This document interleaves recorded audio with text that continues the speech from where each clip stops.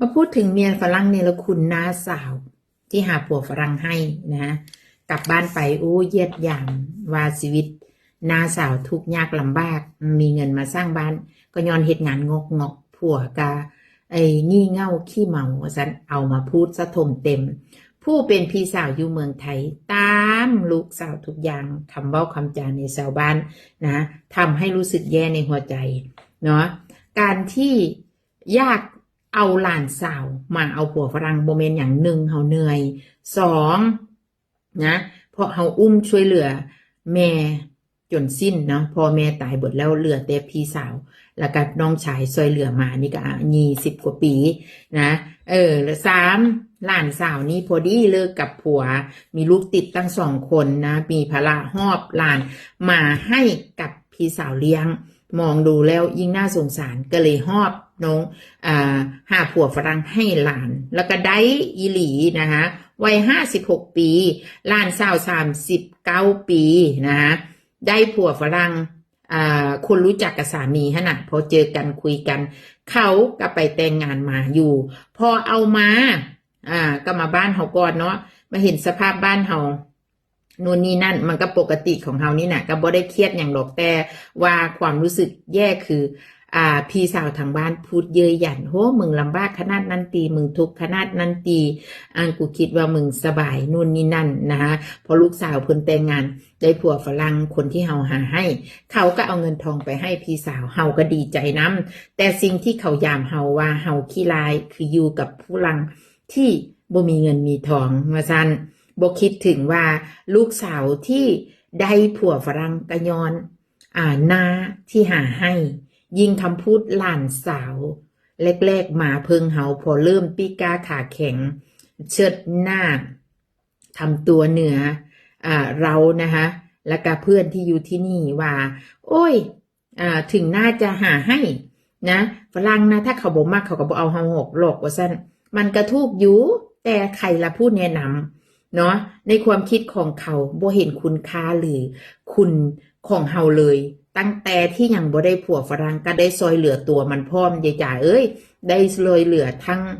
อันพี่สาวพร้อมนะแล้วความคิดนี้ก็เพียงแค่ว่าให้มันได้ผัวซะถ้าจะดีมันก็ได้อีหลีแต่ว่าเขาเยียดหยามเฮาคักแหมเนรคุณคักลูกนี้บ่หาให้มันสักกะดีว่าซั่นในความรู้สึกแย่ของผู้ให้เนาะพี่เอ้ยเจ้าทำดีที่สุดนะเจ้าได้ให้โอกาสของคนคำพูดที่เขาเป็นวัวลืมตีนคนลืมคุ้นวัวลืมตีนให้เขายิงพยองไปสักก่อนเขาเอิ้นว่าพึ่งจะก้าวปีกาขาแข็งยังข้ามขอนอย่างบ่มนกล้าสิมาดูถูกผู้ที่หาผัวฝรั่งให้ปล่อยเขาไปนิสัยแบบนี้เขาบ่แสดงแต่กับเจ้าหรอกอยู่เมืองนอกเขาก็รู้อยู่ว่าสังคมเมียฝรั่งเป็นยังไงไอ้ปากดีๆไอ้อวดโอโออย่างเงี้ยเดี๋ยวก็เจอดีไปเจอต่อ จนได้ฮะนะดีแล้วที่เขาตัดเฮาดีแล้วที่เขาใยใส่เฮาเจ้าจะได้ไม่ต้องไปรับผิดชอบว่านั่นคือญาติพี่น้องปล่อยเขาไปนะชีวิตเฮาทำงานมาถึงเหนื่อยหนักก็ยังมีโอกาสให้ได้ดูแลพ่อแม่จนจบจนสิ้นหมดแล้วเหลือแต่พี่แต่น้องแถมยังได้ให้อนาคตหลานเพื่อที่ดูแลพี่สาวนะภาระของเขาจะได้หมดหลอกหมดเราพี่สาวถ้าเก่งแล้วเสียลูกสาวเขาก็เสียแหละเนาะก็ดีแล้วเจ้าก็สิได้ถอยหลังเซฟตัวเองอย่าไปเสียใจกับสิ่งที่เฮาทำเพราะเฮาทำดีที่สุดตลอดมานะคะจงยิ้มและจงบอกตัวเองว่าหมดภาระเฮาแล้วเขาเก่งแล้วบ่จำเป็นต้องพึ่งเฮาแล้วนับจากวันนี้เฮาก็สิได้ดูแลตัวเฮาและสามีเจ้านะโดยที่บ่ต้องห่วงผู้ใดคนที่เขาเก่งใส่เฮาเขาตัดเฮานะใหญ่ใส่เฮานี่แหละดีเฮาสิได้หายห่วงและถอยหลังมาเซฟเจ้าของเต็มที่ยายจ๋าก็เป็นคนหนึ่งนะคะที่ได้ผัวฝรั่งจากการแนะนำของเจที่อยู่สวิตเซอร์แลนด์แต่ยายจ๋าบ่เคยที่ไป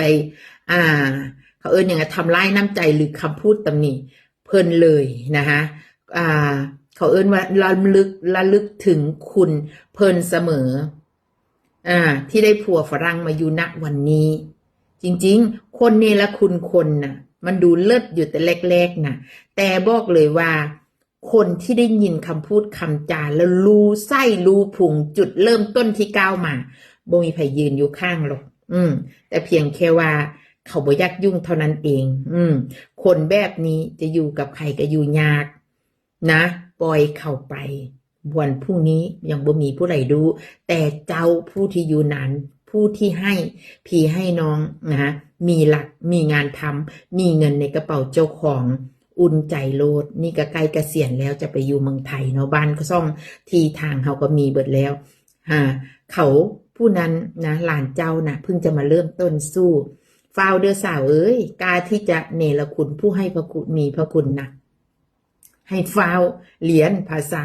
ให้ฟาวได้สัญชาตินะคะให้กอดถนอมผัวไว้ให้เขารักเขาหลงให้เขาให้ตัวแบบนี้ตลอดไป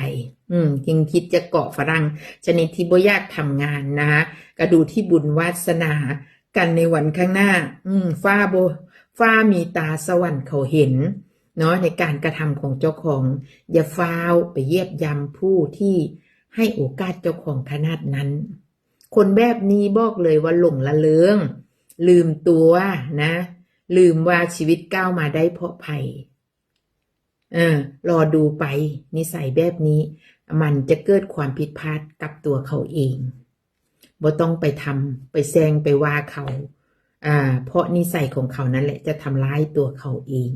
ถ้าบ่นึกถึงนะคะอย่าลืมว่าคำว่าบุญคุณทดแทนบ่ได้ก็บ่ควรที่จะเนรคุณหรือทำร้ายเขาจงจำให้ขึ้นใจแม้ข้าว1 จานแม้คน1 คนที่ดึงขึ้นมาในโอกาสที่เราแย่ถ้านับจากวันนั้นทำให้ชีวิตเราดีขึ้นอย่าลืมโดยเด็ดขาดถ้าเราทำดีนึกถึงสิ่งที่เราทำและสิ่งที่เราได้รับมันก็จะหนุนจุนเจือให้กับเราเจริญรุ่งเรืองยิ่งขึ้นไปแต่ถ้าคนไหนลืมคุณนะคะเหยียบย่ำผู้ที่ให้โอกาสหรือว่ามาแข่งเนาะเพื่อจะอยู่เหนือเขานะมันอาจจะทำได้แป๊บๆสุดท้ายแล้วมันสิบ่เหลือหยังเห็นมาเยอะแล้วคนแบบนี้บ่ค่อยจะรอดหรอกเพราะเขาบ่มีสติในการใช้ชีวิตพอเจอดีๆปั๊บลืมตนลืมตัวเหมือนกับตัวเองสิบ่มีวันว่าผิดพลาดอย่าลืมว่าพรุ่งนี้ยังมาไม่ถึงบ่มีผู้ใดรู้จักอนาคตแต่คนที่เป็นเสาหลักที่คอยให้คนนั้นคนนี้อยู่นะเขาพร้อมที่จะเซฟตัวเองเสมอเพราะผ่านประสบการณ์ความผิดพลาดของตัวเองมาเยอะเพิ่งเริ่มหนูเอ้ยอย่ารีบห้าวเพราะชีวิตและเวลามันยังต้องเดินหน้าไปอีกยาวไกลอันนี้ยายจ๋าขอฝากเตือนถ้าใครทำนิสัยแบบนี้กับผู้ที่ให้ชีวิตตัวเองนะคุณจะได้รับโอกาสเพียงครั้งเดียวนี้แหละวันข้างหน้าไม่มีวันแล้วนะถ้าพลาดขึ้นมารักษาไว้ให้ดีที่มีไว้